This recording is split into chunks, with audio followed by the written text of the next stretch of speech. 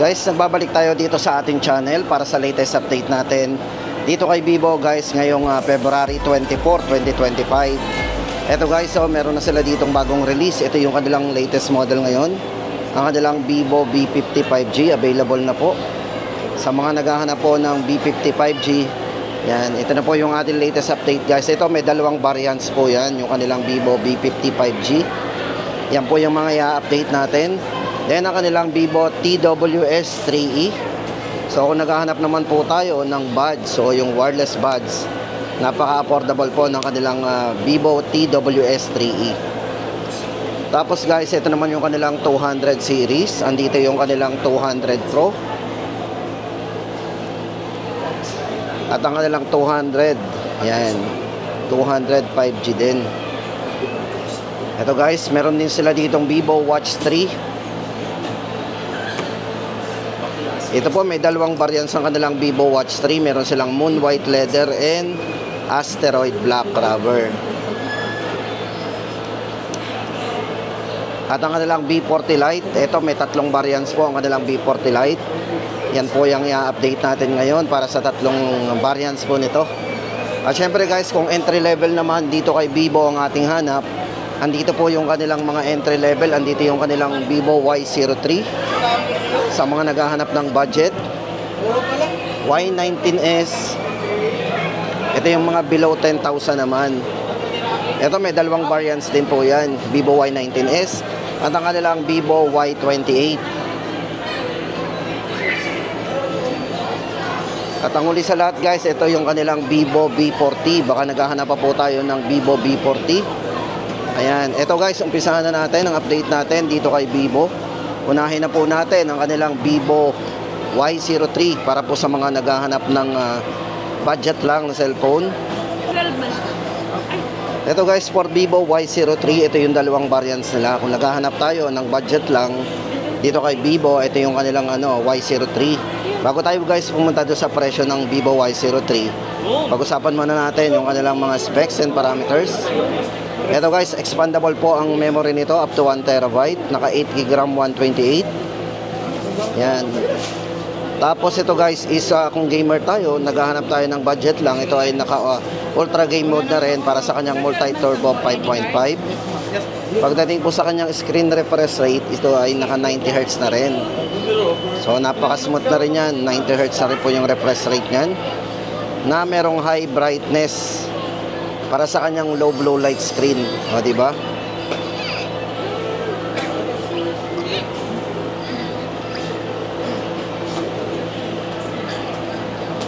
Then pagdating sa battery guys, itong si Vivo Y03 meron na itong 5,000 mAh battery. At pagdating sa volume, may malakas na volume na rin kasi ito up to 150% yung kanyang volume, yung volume up natin. At syempre guys, ito ay equipped na rin ng IP54 para sa dust and water resistant yan. O ito guys, para sa presyo natin, para sa 4GB RAM 64, 4,399 and 4,999 naman kung 128 po ang ating bibilhin. Vivo Y03. Tapos guys, andito yung kanilang Vivo Y19s. Ayan, pagdating po sa kanilang Y series guys, ito yung huling lumabas yung kanilang Vivo Y19s. Ayan, check po muna natin ang design nito. Ayan.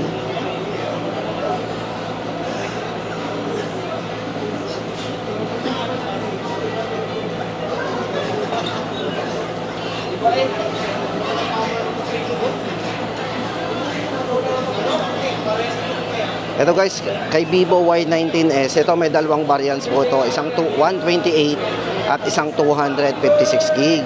So ito guys, kung naghahanap po tayo ng budget lang, ito yung kanilang 8GB RAM 128, 6,499. Then kung 256 naman po, 8,499. So ito na guys, punta naman tayo sa mga specification ng Y19s.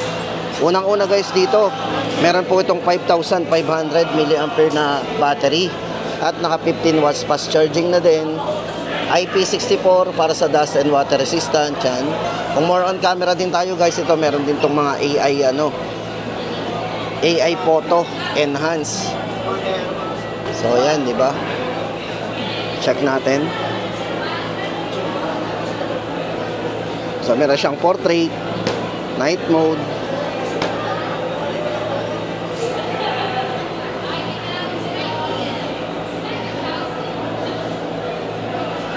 Then sa video, check din po natin. So meron siyang 1080 630 frame. Tapos guys, ang maganda dito sa kanilang Vivo Y19s, ito ay merong certification ng SGS 5 star para sa kanyang drop resistance. So matibay po ito. And military grade certification. Then pagdating sa volume guys, napakataas ng volume nito kasi ito ay hanggang 300% para sa kanyang dual speakers. At meron siyang audio booster O ayan, naka dual speakers, 300% volume up. Ito guys, para sa presyo po ng ating Y19s. Ulitin po natin ang presyo, 8GB RAM 128 6,499 and 16GB RAM 256 8,499. Tapos guys, ito naman ang update natin sa kanilang Vivo Y28. Yan, bali guys, ito may isang variant lang yung kanilang Vivo Y28. Ito ay merong 256GB para sa kanyang internal storage. Meron siyang up to 16GB, 8+8 po ang RAM nito. Ito guys, ang design, check muna natin ang kanyang design. Napakaganda naman ng design nito. Guys, unang-una dito sa highlights po ng kanilang Vivo Y28, yung kanyang battery. Kasi ang battery po nito ay merong 6,000 mAh big battery at mabilis mag-charge. Naka 44, yan, naka 44 watts po yan, fast charging. At syempre guys, pagdating sa kanyang screen, ito ay merong high brightness with eye protection screen din. 90Hz po yung screen refresh rate niya. Then kung camera naman, ang habol natin dito kay Vivo Y28, check po natin. Ito ay merong 50 megapixel din na camera.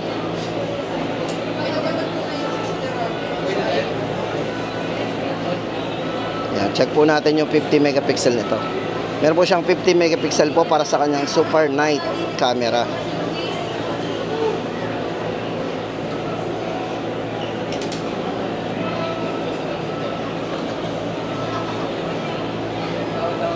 Yan guys, ito pagdating sa kanyang presyo, yan para po sa price ng ating Vivo Y28, 9,999. Tapos guys, ito naman ang update natin sa kanilang Vivo V40 5G. Yan, para sa latest update po natin ng Vivo V40 5G. Ito po, may dalawang variants po ito. Isang 256 at isa pong 512GB.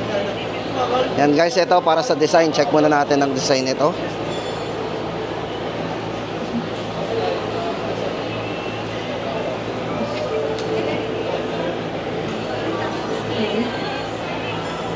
Yan, bali naka 3D curved screen po yan.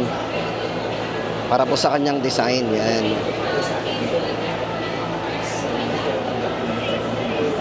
Ang tawag po dito sa kanyang camera, ito ay naka ultra lux. So, ultra lux po ang tawag dyan.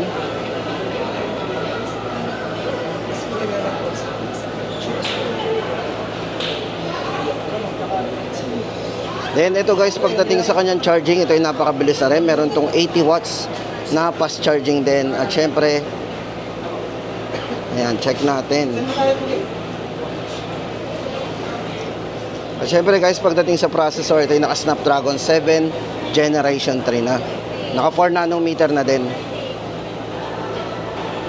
Then guys, sa maganda dito sa kanilang Vivo V40 5G, napakataas po ng IP rating nito para sa dust and water resistant. Kasi ito po ay ginamitan ng IP68 and IP69. So yun, pag sinabi natin ganun kataas yung IP rating natin, syempre, mas malalim po yung kaya nitong masubmerge sa tubig. Up to 30 minutes. So, ibig sabihin guys, up to 2.5 meter pwede yan. Pwede mag-submerge yan for protection. Then sa battery guys, ito ay merong 5,500 mAh battery na din. At ginamitan po ito ng Blue Bolt battery. Yan, presyo guys ito sa ating Vivo V45G para sa kanyang 256, 26,999. And kung 512 naman po, 29,999.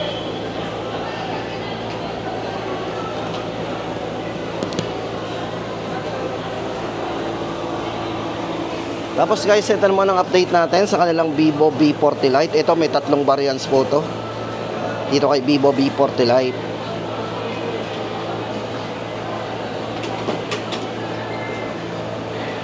Yan. Guys, ito bali meron itong variant na 4G at meron din itong 5G. Yan. Check muna natin ang design guys.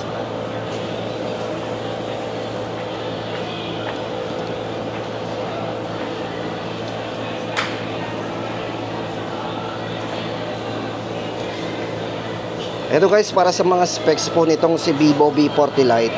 Unang-una po sa kanya guys dito, yung kanyang plus charge. Kasi ito guys is naka 80 watts na po. Para sa kanyang super pump charging nito. Then sa battery, meron itong 5,000 mAh large battery. At ang maganda dito guys, ito ay merong 4 year of battery health. So, ibig sabihin, ganun katagal, matibay talaga yung battery. Then pagdating sa camera guys, syempre guys, ito yung ginamitan ng 50 megapixel para sa kanyang Aura Light camera. At naka wide angle din po yan. Check natin. Then guys, sa video resolution, ito ay naka 1080 30 frames. So ito yung ginamit na resolution sa kanya. Then sa screen refresh rate, napaka smooth na rin. Kasi ito guys is naka 120 Hz na naka ultra vision para sa kanyang AMOLED display. IP64 na din kasi guys ito ay na rin para sa kanyang IP rating ng IP64 na rin, dust and water resistant. At syempre guys, ginamitan to ng Qualcomm Snapdragon para sa kanyang 4 nanometer naka 5G na rin. O ito guys, para sa presyo po ng ating Vivo V40 Lite. Unahin po muna natin ang kanyang 4G. Ito po ay naka 16GB RAM 256, 13,999. 4G po yun. Then ang 5G naman po niya ay 15,999. 256 din po yon. At kung gusto naman natin ng mas malaking internal storage, yan, meron po sila ditong 24 gig maximum RAM 512 ay 18,999. O ayan na guys ang ating latest update sa kanilang Vivo V40 Lite. Tapos guys, ito na ang update natin sa kanilang X200 series. Ayan, unahin po muna natin ang kanilang 200 5G. Ayan guys, 5G to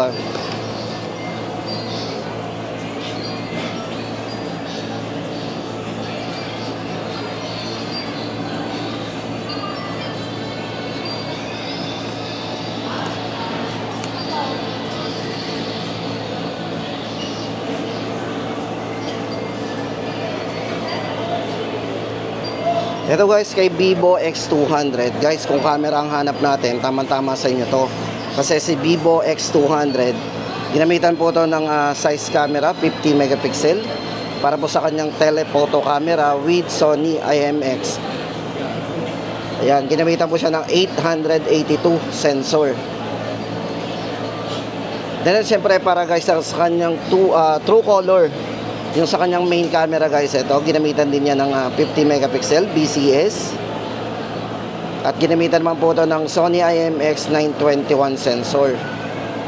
O, diba?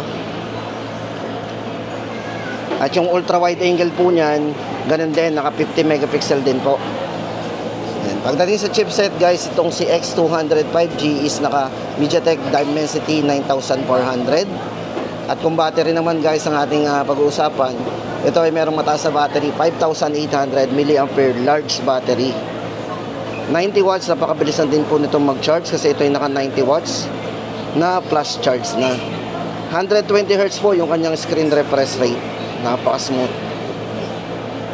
At syempre guys, napaka-vivid ng display nito kasi ito ay naka-AMOLED screen with SGS din para sa kanyang low blue light certification. So, di ba? Safe yung mata natin dito kahit babad na babad tayo dito sa kay X200 5G. Yan, para po sa presyo guys ng X200 nila, 57,999. Then guys, ang kanilang X200 Pro naman para sa ating latest update. Yan. Bali guys, ang hawak natin is dummy phone lang, hindi natin ma-experience to. Pero halos same lang naman po sila ng 200 Pro pagdating sa mga display. Ito guys, ano bang bago dito kay X200 Pro? Unang-una guys dito yung kanyang camera. Ito ay merong 200 megapixel po para sa kanyang size. Apo telephoto camera. Then sa main camera po nito, meron din itong true color main camera with IMX 818 sensor ang ginamit. Naka 50 megapixel din. Then maganda po sa kanya guys, ito ay naka 4K with high dynamic range. Pagdating sa kanyang cinematic portrait video. Yan, para sa ultra wide angle, ito ay may malinaw na camera din na 50 megapixel din. Yan, ultra wide angle camera. Then sa battery guys, napakataas ng battery nito kasi ito ay naka 6,000 mAh large battery at naka 90 watts plus charge na rin. At syempre guys, isa pa dito, gumagana po ito sa wireless charging. Naka 30 watts. And IP68 and IP69 din. Para po sa presyo ng ating X200 Pro, 69,999. Ito guys, sample ko sa inyo, Vivo Watch 3.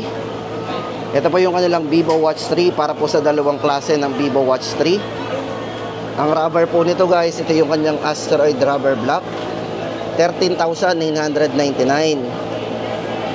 Then kung moon white leather, kung leather po yung ano nito, yung bracelet, 14,999 naman.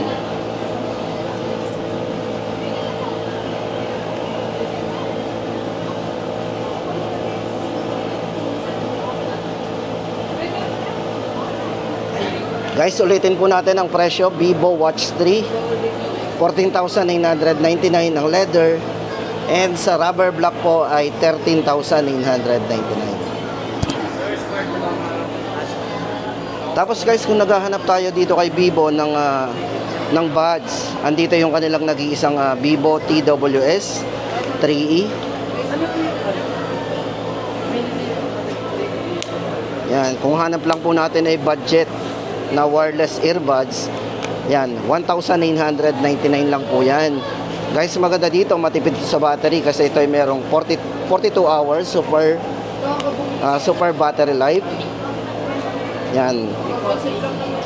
At syempre sa mga gamer, ito ay naka 88 ms super low gaming latency din.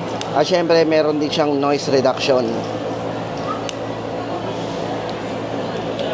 1,999. Tapos guys, syempre yung kanilang latest model ngayon, yan, ito yung pinaka huling lumabas po kay Vivo. Andito po yung kanilang Vivo V50 5G. Guys, ito may dalawang variants ng kanilang Vivo V50 5G. Kung more on camera din tayo guys, ito tama-tama sa inyo. Kasi ito ay naka-size multi focal portrait. Yan. Ito po yung mga bago guys sa kanya.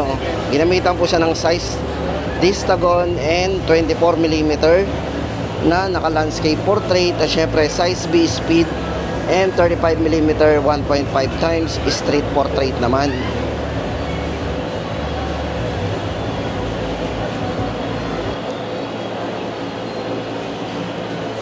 Ultra wide. Tapos guys, ito pagdating sa video, napaka-smooth ng video nito. Check po natin ang video nito. Meron siyang 4K resolution. Yan. Kung gusto natin ng mas mataas na resolution, andito yung kanyang 4K. Then pagdating po sa kanyang front, check natin. So meron po siyang 1080 60 fps. So tamang-tama kung gagamitin natin ang front nito, yung front camera ng kanilang Vivo V50 5G, eh tama-tama sa inyo to kasi pwedeng pang vlog or pang video ang front camera nito kasi naka-stabilize. Yan. Ito guys, pag-usapan naman natin yung mga ibang specification po ng kanilang Vivo V50. Ito guys is naka IP69 na rin.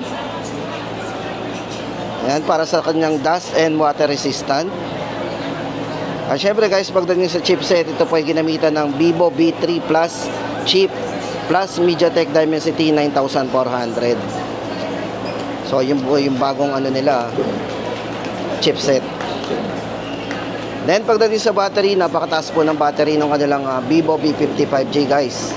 6,000 mAh battery, pero maganda guys dito, napakanipis pa rin. Although may mataas siyang battery.